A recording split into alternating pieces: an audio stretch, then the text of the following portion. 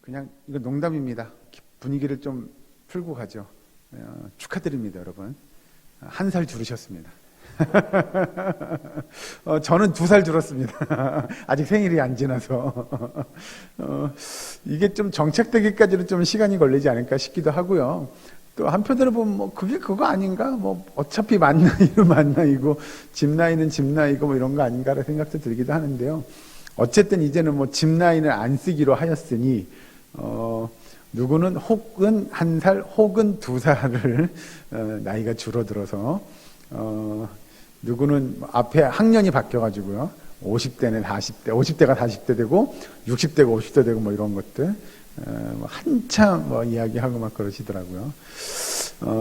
어쨌든 1살을 줄은 건 좋은 일 아닌가 싶기도 하고, 그래서 여러분들에게 그냥 농담으로 축하드린다고 말씀드렸습니다. 오늘 본문 말씀 보시죠. 골로새 3장 5절에서 17절까지 말씀입니다. 여러분, 우리가 하나님의 백성 또는 성도라고 일컫는 사람들은 성경의 표현을 보면 새 사람이라고 표현을 합니다. 왜 그러냐면 우리가 이전에 살던 옛 사람의 모습을 벗어버리고 이제 새로운 삶을 사는 사람을 우리는 성도라고 이야기하죠. 그런 사람들을 일컬어서 우리가 이제 옛 사람의 모습들을 벗어버리고 새 사람의 모습들로 나타낼 것을 이야기합니다. 성경에서 보면 그래서 성령의 역사로 거듭난 사람을 우리는 성도라고 이야기합니다. 저와 여러분이 성도 되는 줄을 믿으시기 바랍니다. 성도는 그래서 새로운 것들로 가득 채워져야 합니다. 성경에서 이야기하는 대로 여러분, 우리가 새 사람이 되었다라고 말할 때 그냥 우리는 막연하게 그냥 그래 나 옛날 사람 아니고 이제 새 사람이야 라고 이야기하면 이건 조금 우리가 이해하기 어려운 부분이 있습니다. 왜냐하면 여러분, 새 사람이라고 한다면 예를 들면입니다. 우리가 죄의 관영함으로 이렇게 그 죄성을 가지고 살아온 삶이 어느 날 하루아침에 그래요 나 이제 죄 안 지을 거예요, 나 이제 하나님 있는 사람 될 거예요, 새로운 사람 될 거예요, 성경의 표현을 빌리면 새로운 피조물과 같은 그런 삶을 살 거예요 라고 이야기하면 그 전에 살았던 이 삶의 모습들을 단번에 다 없애고 내가 정말 은혜가 충만하고 신실하고 정결하고 성결한 믿음의 삶을 살아가겠다고 다짐하면 그게 속된 말로 하루아침에 될 것인가 라고 하는 겁니다.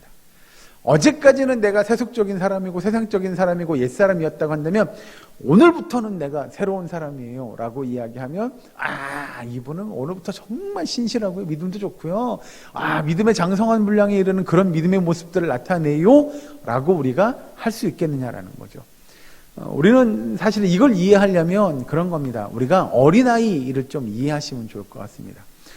이제 갓 태어난 어린아이는 여러분 흔히 우리가 어른들이 표현하는 세상 물정 이런 것도 알고 있습니까? 모르고 있습니까? 전혀 모르죠. 이제 갓난 아이가 뭘 알겠어요. 그러면 우리가 표현한 대로 분명히 아이는 사람은 맞습니다. 이 태어난 아이는 사람은 맞아요. 그런데 이 아이가 성숙된 어른이 되는 건 꽤나 많은 시간들이 흘러야 됩니다. 저는 그랬습니다. 중학교 때, 고등학교 때 빨리 어른이 되고 싶었습니다. 여러분이 보편적으로 생각하는 어른의 기준은 몇 살인가요? 20살? 예, 다들 그렇게 생각하죠. 저도 20살, 고등학교를 졸업하고 20살이 되면 어른이 된다고 생각했습니다. 여러분은 다 여기 다 아시겠지만 20살 되면 어른입니까? 저게 아니라고 이렇게. 사실 20살 우리 여기 권사님들 연배 정도 되면 30살 정도 되면 어른입니까? 여기서 아니라고. 그러면 30살도 아니면 그래 한 40살 우리가 얘기하는 불혹의 나이에 접어들면 그때는 어른 됩니까? 죄송합니다. 제가 보니까 제가 불혹의 나이 때도 그렇게 어른 아니었던 것 같습니다. 그럼 우리가 생각하는 어른은 도대체 어느 정도 나이를 먹어야 우리가 어른이 될 거냐라는 생각들을 해보면 그래요. 아직도 마음은 20대 청춘이고 뭐 이런 것처럼 느껴지는 거죠. 제가 뭘 이야기하고 싶은 거냐면 성경에서 이야기하는 대로 우리가 옛사람을 벗어버리고 새사람을 땅 되면 나 오늘부터 새사람이에요. 그래서 믿음의 장성한 분량에 이른 모습을 살 거예요 라고 우리는 결코 생각하지 않는다는 거죠. 그래요? 예수 믿기. 잘했어요. 너무 좋아요. 예수 믿기로 한 거. 그래, 축하해요. 그래, 예수 안에서 잘 자라나요를 이야기하는 거죠. 우리는 그렇게 잘 자라나는 삶을 두 글자로 뭐라고 이야기한다고요? 성화되어져 간다고 이야기합니다. 그런데 놀라운 건 그 성화라고 하는 건 하루아침에 되지 않는다는 겁니다. 우리 여기 권사님들, 우리 집사님한테 여쭤보겠습니다. 성화되는데 몇 년 정도 걸리는 것 같습니까? 장로의 정답입니다. 성화되는데 평생이지 않을까요? 그렇게 놓고 본다면 저와 여러분은 아직도 뭐 하는 중이에요? 성화되어져 가는 중이죠. 그렇게 놓고 본다면 저 예수 믿을게요. 저 오늘부터 예수 믿을 거예요. 저 이제 새 사람 될 거예요 라고 이야기하면 그 사람은 이제 뭐 하는 거예요? 이제 성화를 시작하겠다는 거잖아요. 그러니 그에게 우리가 이야기하는 아직 이제 어린아이의 신앙을 갖고 있는데 믿음의 장성한 분량을 갖고 있는 사람의 모습을 기대하는 건 이걸 어불성설일 겁니다. 말이 안 되는 얘기죠. 자, 그렇다면 성화가 하루아침에 되지 않을 뿐 아니라 성화는 그냥 내가 가만히 속된 말로 우리 속담에 감나무 밑에 다 입 벌리고 있으면 감이 뚝 떨어지듯이 그것도 사실은 쉬운 일 아니지만 우리가 얘기한 대로 성화는 내가 가만히 있으면 알아서 저절로 나이를 먹으면 먹을수록 우리가 성화가 되어져 갑니까? 그것도 아닐 겁니다. 왜냐하면 성화의 삶은 여러분 우리가 부단히 열심히 노력하지 않으면 되지 않는 것이 성화의 삶입니다. 그러니 매일 매 순간순간 우리는 부단히 우리의 삶을 가꾸고 노력하고 헌신하기를 애쓰고 수고해야 합니다. 이걸 다른 표현을 하면 제가 가끔 쓰는 몸부림치는 일들이 있어야 하는 거죠. 내가 하나님의 말씀대로 또 하나님의 뜻대로 살기 위하여 하나님을 기쁘시게 하는 일들을 감당하기 위하여 또 우리가 정말 신앙적인 체험의 신앙을 갖기 위하여 기도하고 찬송하고 기뻐하고 영광 돌리고 이런 여러 가지 일들을 부단히 노력하고 애써야만이 우리가 성화에 이르는 단계로 나아갈 수 있다는 거죠. 제가 이런 시즌 되면 이런 이야기를 합니다. 우리 아이들이 여름 성경학교, 여름 수련회 이런 것들을 하잖아요. 그럼 우리는 그런 생각합니다. 우리 아들, 딸이요, 우리 손자, 손녀가 좀 이렇게 변화됐으면 좋겠어요. 그들이 예수 잘 믿고 신앙생활 열심히 하는 그런 우리 자녀 손들 됐으면 좋겠어요라고 우리는 고백하지만, 여러분 이런 예를 들어서 성경학교나 수련회 기회가 되면 우리 아들이, 우리 딸이 성경학교 수련회 갔으면 좋겠는데, 아이고 하필이면 그 기간에 어디 가야 돼요? 그렇죠. 학원 가야 되죠. 학원 가야 돼요. 네? 어떻게 하죠? 꼭 그 기간에 또 학원 수업이 걸렸네요. 이런 것들을 이야기하죠. 그러면 우리의 자녀들은, 우리의 손자, 손녀들은 속된 말로 은혜를 받을 수 있는 기회가 있어요? 없어요? 없어요. 잃어버리는 거잖아요. 그러니까 여러분, 우리는 부단히 몸부림치며 성화되어져 간다고 이야기하지만 우리는 그런 기회들을 찾고 얻지 않으려고 한다는 거죠. 어른 똑같습니다. 여러분, 어른들도요, 예를 들면 그런 거예요. 이렇게 금요일날 함께 모여서 우리가 쭉 이렇게 부르짖고 기도하는 거예요. 결국 우리가 어떻게 살겠다고 다짐하는 거냐면요, 하나님의 말씀대로 하나님의 뜻대로 살겠다고 이야기하는 거고요, 하나님의 은혜를 경험하는 믿음의 삶을 살겠다고 우리가 각오하는 사람들이 이 시간 이렇게 모여서 기도하는 줄로 믿으시기 바랍니다. 여러분, 우리가 교회 안에 봉사하고 헌신하는 거요, 그게 여러분 예를 들어서 목사님이 자꾸 하라니까 안 하면 눈치 보이잖아요. 이런 걸로 하는 게 아니에요, 여러분. 우리가 교회 안에 봉사하고 헌신하는 것도요, 결국 우리가 하나님의 말씀대로 하나님의 뜻대로 살아가는 믿음의 삶을 살겠다고 우리가 다짐하고 헌신하는 모습들로 우리가 이루어져 가는 거예요. 그래서 교회 안에 봉사하고 헌신함으로 그게 힘든 일인 줄 알지만 참 육체적으로 피곤하기도 하지만 그럼에도 하나님이 주시는 은혜를 우리가 경험하면 그래요, 이 피곤함과 이 부단한 노력이 갖는 그 은혜가 얼마나 큰지를 우리는 깨닫게 된다는 거죠. 그런데 그래서 그 피곤함이 피곤함으로 다가오지 않게 된다는 겁니다. 오히려 그 피곤함이 기쁨이 되고요, 그 힘듦이 우리에게 은혜가 되는 일들이 주어진다는 거죠. 그러니까 그 일을 하는 거죠. 누가 상 줘서, 누가 봐서, 누가 칭찬해서가 아닌 거죠. 그렇게 우리는 부단히 우리의 신앙이 자라날 수 있도록, 즉 성화되어져 갈 수 있도록 우리가 노력하는 거예요. 우리가 애쓰는 거예요. 단박에 하루아침에 단번에 되지 않거든요. 누군가 내가 가만히 있다고 너 이제 성화된 삶을 다 산 거야, 너 이만큼 성화됐네 라고 하지도 않고요. 그러니 우리는 열심히 노력해야 합니다. 부단히 애써야 합니다. 그래야만이 우리가 성화된 삶을 살 수 있다는 거죠. 오늘 본문의 말씀을 잘 보시면 사도 바울이 먼저 우리가 옛사람이었을 적의 모습들, 새 사람이 된 사람들은, 성도들은 옛사람이었을 적의 모습들을 과감하게 버려야 된다고 이야기합니다. 그 내용을 잘 보시면 5절에 잠깐 보실까요? 골로새서 3장 5절에 이렇게 이야기합니다. 그러므로 땅에 있는 지체를 죽이라. 곧 음란과 부정과 사욕과 악한 정욕과 탐심이니 탐심은 우상 숭배니라 라고 이야기하죠. 여기서 즉 옛사람의 성품들, 음란함과 부정함, 또 악한 정욕, 이런 것들, 탐심, 이런 것들을 과감하게 버리라고 이야기합니다. 그것들은 이제 우리가 옛사람이었을 적에 추구하던, 또는 옛사람이었을 적에 열심을 내던 모습들이었다면, 삶이었다면 이제 그런 것들을 과감히 버릴 것을 주문하지요. 그리고 6절, 3장 6절에 보면 이것들로 말미암아 하나님의 진노가 임하느니라 라고 이야기합니다. 그러니 성도는 하나님의 진노를 유발하는 삶이 아니라 성도의 삶의 모습을 통해서 하나님 앞에 영광 돌려드리는, 하나님을 기쁘시게 하는 삶을 사는 게 성도의 모습이라고 한다면 이제 우리가 옛사람이었을 적에 가졌던 모습들을 여러분 과감하게 버릴 수 있어야 하는 줄로 믿으시기 바랍니다. 그렇게 성경에서 이야기하는 대로 사도 바울이 뭐라고 얘기하냐, 8절 가면 이렇게 이야기합니다. 8절 9절 같이 한번 읽어주실까요? 8절 9절 시작. 이제는 너희가 이 모든 것을 벗어버리라. 곧 분함과 노여움과 악의와 비방과 너희 입에 부끄러운 말이라. 너희가 서로 거짓말을 하지 말라. 옛사람과 그 행위를 벗어버리고. 아멘. 여기서 표현하는 대로 우리가 옛사람의 행위를 벗는 일들, 이제 다시는 그 일들을 하지 않는 일들이 중요하다고 강조하게 되죠. 그래서 여기서 이야기하는 옛사람의 행위들을 다 벗어버려라, 다 내려놓아라, 더 이상 그 행위를 하지 말아라 라고 사도 바울이 이야기합니다.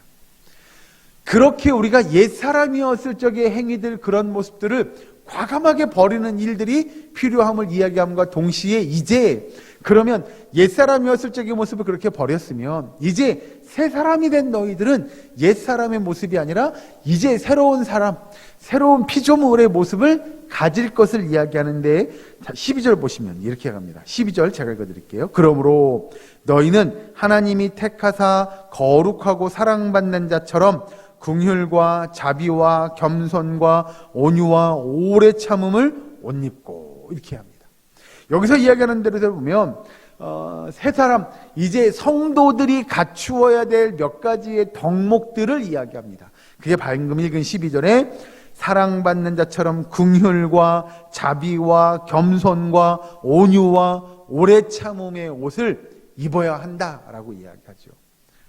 이거는 여러분 그런 겁니다. 여기 나온 것 중에 하나 정도는 입어야 되지 않을까요? 라고 말하면 틀린 말입니다. 성도는 사실 여기 나온 모든 것들을 다 옷 입을 수 있어야 합니다. 그러니 예를 들면 12절에 다시 보시면 자비와 겸손과 온유와 오래 참음의 모습이 우리 가운데 있어야 한다는 거죠. 성도의 삶에 나타나야 한다는 겁니다. 예를 들면 그런 거죠. 이렇게 우리가 갖추어야 될 일종의 덕목들, 성도로서 갖추어야 될 이런 덕목들이 우리에게 분명히 있어야 함을 나타내니까 동시에 또 하나를 이야기하는데 그게 뭐냐면 밑에 가서 보시면 15절 말씀 볼까요? 15절 보면 이렇게 합니다. 그리스도의 평강이 너희 마음을 주장하게 하라. 너희는 평강을 위하여 한 몸으로 부르심을 받았나니 너희는 또한 감사하는 자가 되라 라고 성경에서 우리에게 이야기합니다. 여러분, 성경에서 이야기하는 앞의 덕목들과 15절에 이야기한 평강의 모습이 성도의 삶에서 다 나타나야 됩니다. 그런데 여러분, 사실 앞에 이야기한 그 모든 덕목과 지금 이야기하는 이 평강의 삶이 성도에게서 늘 항상 매일 나타난다는 게 쉬울까요? 어려울까요? 이게 참 어렵습니다, 여러분. 앞에서 이야기한 내용 잘 보시면 긍휼, 자비, 겸손, 온유, 오래 참음 이런 것들이 등장하지요. 이걸 다 지키고 다 가지고 살아가는 거 쉽지 않습니다. 어렵습니다. 그리고 평강의 삶을 살아가는 거, 그것도 어렵습니다. 이것도 쉬운 일 아니에요. 그러면 여러분 한 가지 예를 보죠. 여기서 잘 이야기하는 대로 우리가 성경에서 이야기하는 대로 성경이 하나님께서 우리에게 이런 새로운 피조물, 새 사람은 이런 삶을 살아야 된다고 이야기하는데 이게 과연 가능한 거냐? 이걸 깨트리는 일들이 우리 가운데 때때로 나타나게 된다는 겁니다. 앞에서 예를 들어드린 대로 잠깐 보시면 긍휼, 자비, 겸손, 온유, 오래 참음을 깨트리는, 내가 그렇지 못하게 만드는 일종의 상황들 또는 환경들 또는 어떤 사람도 될 수 있겠죠. 그런 일들이 우리에게 다가온다는 이야기죠. 그럴 때 여러분 어떻게 하십니까? 예를 들어서 나는 오래 참고 싶어요. 그런데 자꾸 옆에서 누군가가 우리를 오래 못 참게 만드는 거죠. 그냥 예를 들어 그런 거죠. 막 화를 막 여기서 막 불을 땡기는 거죠. 막. 그럼 여러분, 그래, 내가 참아야지. 막 그렇게 하는데 더 이상 못 참겠어요. 그럼 여러분 어떻게 해요? 우리 주영덕 권사님은 아실 것 같아서 그럼 우리 어떻게 해야 돼요? 그냥 한 소리 해줘야죠. 그죠? 네? 그냥 화가 막 해서 올라오면 그냥 내 참는 데까지 참았어 막 이러고 가서 한 소리를 퍼부어줘야 될 것 같은데, 그러면 방금 읽은 15절에 뭐가 깨져요? 우리 안에 평강이 깨지게 됩니다. 그런 거 있죠. 내가 정말 참으려고 했는데 이건 못 참겠어. 그러면 결국 내 안에 뭐가 깨지냐면 평강이 깨지게 되죠. 그 분냄이 우리 안에서 일어나게 되는 거죠. 그러면 여러분 우리가 어떻게 할 거냐라는 거죠. 사실 우리가 이야기하는 대로 우리 안에 평강이 깨지는 일들이 생각보다 많습니다. 방금 예를 들면 누군가 막 나를 화를 돋게 하는 것도 그렇게 하는데요. 이게 화를 돋는 게 아니라 누군가로 나를 실족하게 할 때도 있죠. 시험 들게 할 때 있습니다. 그러면 내 안에 평강이 깨져요. 내가 막 하나님의 은혜를 쫓아서 막 기도하고 말씀 보고 찬양하고 믿음의 삶을 살려고 열심히 경주하는데, 그런 거 있잖아요. 집에 가니 왼수가 한 명 있는 거죠. 이놈의 왼수가 그렇게 나를 못 살게 해요. 교회에서 막 찬양하고 기도하고 막 주야 부르고 집에 딱 들어갔더니 어디 갔다 해줘 막 이런 거 하면 그 뭐라 그래요? 예? 그냥 내가 여기서 교회에서 은혜 받고 간 거 그냥 집에 들어가는 순간 막 그 은혜가 와장창 깨지고 막 왜? 막 이렇게 되는 거잖아요. 이제 예를 들은 거예요, 여러분. 그러니까 그렇게 우리의 평강과 우리의 평안을, 우리의 신실한 믿음의 모습들을 깨트리는 삶의 모습이 여러분 우리 가운데 시시각각으로 다가오게 된다는 거죠. 그러면 우리 그거 어떻게 할 거냐는 거예요. 그러면 집에 가서 그런 거죠. 왜? 소리 질러놓고 주여 제가 또 죄를 지었습니다. 뭐 이렇게 우리가 할 거냐는 거예요. 그러면 성경에서 이야기하는 대로 15절에 이야기하는 대로 그리스도의 평강이 너희 마음을 주장하게 하라라고 하는 내용은, 여러분 우리는 우리의 평강과 우리의 평안을 지키려고 하나 그게 잘 되지 않아요. 그게 참 잘 깨진다라는 거죠. 누군가로부터, 어떤 상황으로부터, 어떤 환경으로부터 또는 사단의 역사로부터 우리의 이 평강과 평안이 깨지게 되면 그때 어떻게 할 거냐? 방금 읽은 15절에 사실은 정답이 나타나 있어요. 다시 한번 읽어주실까요? 15절 시작.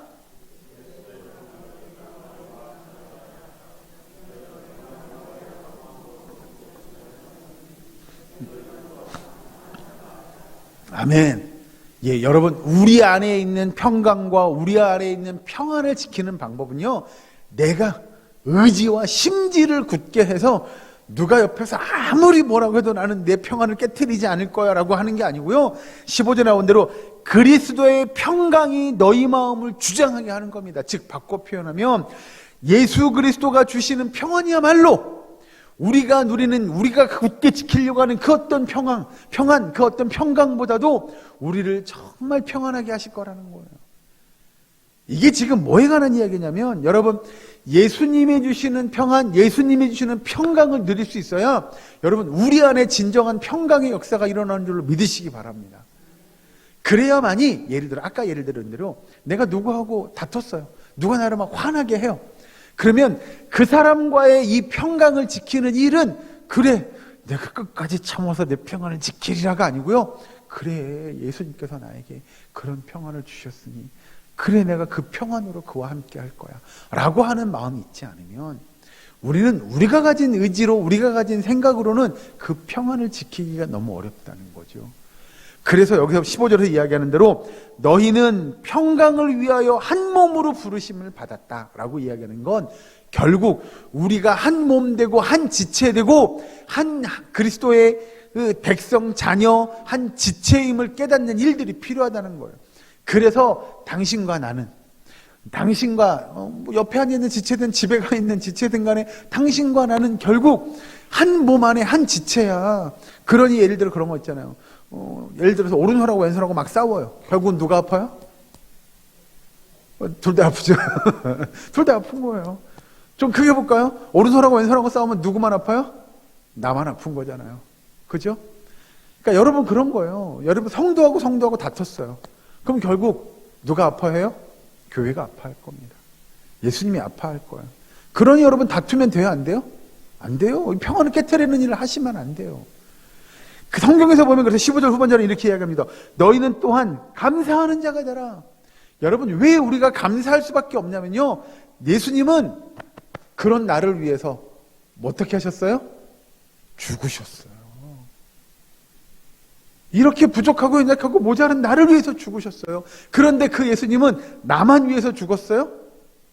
누굴 위해 죽었어요? 예, 그 지체를 위해. 뭐 같은 지체요? 그 왼수 같은 그 지체를 위해서 예수님이 뭐 하셨어요? 죽으셨어요. 그런 거예요, 여러분. 그러니 여러분 우리 안에 서로 위로하고 서로 격려하고 서로 다툴 일이 없는 거예요. 그래서 서로가 그 평강을 지키기 위하여 애쓰며 수고하는 일들을 해야 하는데 이건 내 의지로 내 뜻으로 하는 게 아니라 예수 그리스도의 은혜로 감당하는 줄로 믿으시기 바랍니다. 그렇지 않으면 여러분 우리 안에 평강이 깨질 거예요. 그렇다면 결론 보죠.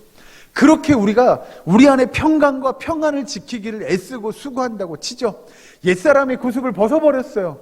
그렇게 나쁜 것들을 이제 버려버렸어요. 새 사람이 됐어요. 그래서 정말 우리 안에 평강을 지키고 여기서 아까 이야기한 대로 긍휼과 자비와 겸손과 온유와 오래 참는 일들을 우리가 힘써 행해요. 그래서 예수 그리스도의 평강이 우리로 이렇게 평안히 샘솟게 만들면 결국 성도가 마땅히 해야 할 일이 뭘까요? 라고 하는 겁니다. 자, 밑에 가서 보시죠. 17절 말씀, 16절 17절 같이 보실까요? 16절 17절 같이 한 목소리로 봉독합니다. 시작. 그리스도의 말씀이 너희 속에 풍성히 거하여 모든 지혜로 피차 가르치며 권면하고 시와 찬송과 신령한 노래를 부르며 감사하는 마음으로 하나님을 찬양하고 또 무엇을 하든지 말에나 일에나 다 주 예수의 이름으로 하고 그를 힘입어 하나님 아버지께 감사하라. 아멘. 여러분 이 사실 16절 17절은 성화된 삶, 성도의 삶 가운데 꼭 필요한, 뭐 바꿔 표현하면 할 수밖에 없는, 안 할 수 없는 그런 일들, 그런 성도의 모습에 관한 이야기를 하는데 요약하면 16절 끝에 뭐라고 이야기하냐면 시와 찬송과 신령한 노래를 부르며 감사하는 마음으로 하나님을 뭐 하라고요? 찬양하라고요. 하나님을 찬양하는 저와 여러분 되기를 주 이름으로 축원합니다. 예, 그게 새 사람을 입은 사람이 마땅히 해야 할 일입니다. 여러분들은 하나님을 찬양하고 계십니까? 매 순간순간 우리의 삶 속에서 주님을 찬양하는 일들을 쉼 없이 경주하고 계십니까? 아까 표현을 잠깐 빌려갖고 올까요? 그렇게 몸부림치고 계십니까? 여기서 이야기하는 대로 하자면 여러분 우리가 늘 주님을 찬양하는 걸 어떻게 하냐면 흥얼 예? 그런 거 있잖아요. 우리 입술에서 하나님을 찬양하는 뭐 찬송 뭐 이런 것들이 떠나지 않게 하는 거죠. 또 다른 큰 의미로 볼까요, 여러분? 우리가 하나님을 찬양하는 건 결국 우리의 삶이 하나님께 영광 돌려드리는 삶이 되어야 함을 성경은 이야기합니다. 그러니 여러분 우리가 하나님을 찬양한다고 하는 건 입술의 찬양도 있지만 우리의 삶이 하나님을 찬양 돌려드리는, 찬양으로 영광 돌려드리는 그런 믿음의 삶이 되어야 함을 성경은 이야기합니다. 그래서 성도는 마땅히 우리의 삶이 하나님 앞에 영광과 찬송을 돌려드리는 삶이 되어야 함을 강조하고 17절 끝에 보면 또 뭐라고 이야기하냐면 주 예수의 이름으로 하고 그를 힘입어 하나님 아버지께 뭐 하라고요? 감사하라고요. 감사하시라고요. 즉 이 이야기는 결국 뭐예요? 우리가 잘 아는 성경 구절로 귀결될 것 같습니다. 그래서 신약 성경이 뭐라고 했냐면 항상 기뻐하라. 쉬지 말고 기도하라. 범사에 감사하라. 결국 그건 어떤 사람들이 해야 하는 일이에요? 아까 처음에 서두에 말씀드린 대로 세 사람, 바꿔 이야기하면 뭐라고 그랬죠? 성도가 마땅히 해야 할 삶의 모습은 그렇게 여기서 이야기한 대로 항상 하나님을 찬양하고 하나님께 감사하고 늘 우리 안에 평강, 또 평안, 기쁨이 넘치고 그리하여 우리 삶이 하나님 앞에 감사의 고백이 끊임없이 이어지는 그런 믿음의 삶이 되기를 주의 이름으로 간절히 축원합니다. 여러분, 저와 여러분이 그런 하나님의 백성, 그런 하나님의 일꾼 되었으면 좋겠습니다.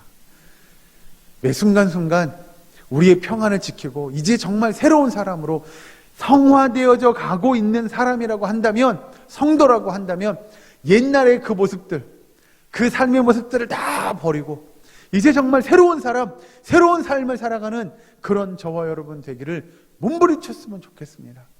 그리하여 우리 안에 늘 감사와 기쁨과 찬송의 고백이 끊이지 않고 하나님 앞에 영광 돌려드리는 믿음의 삶을 이루어가는 저와 여러분, 우리의 사랑교회 모든 건속되시기를 주의 이름을 간절히 축원합니다. 기도하겠습니다. 사랑거리 하나님 감사합니다. 아버지, 이 시간도 우리 안에 정말 주님 앞에 기쁨과 또 영광과 감사의 고백이 있는 찬양이 있게 하여 주시옵소서.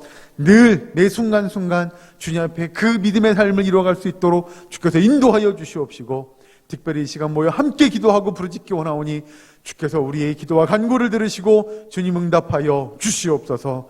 아버지, 우리의 기도 속에, 우리의 간구 속에, 우리의 찬양 속에 성령의 임재가 임할 수 있도록, 그리하여 이 시간 이 자리에 함께한 모든 이들이 함께 하나님의 영광을 이루어가는 주의 백성 될 수 있도록 주님 인도하여 주시옵소서. 예수님의 이름으로 기도하옵나이다. 아멘.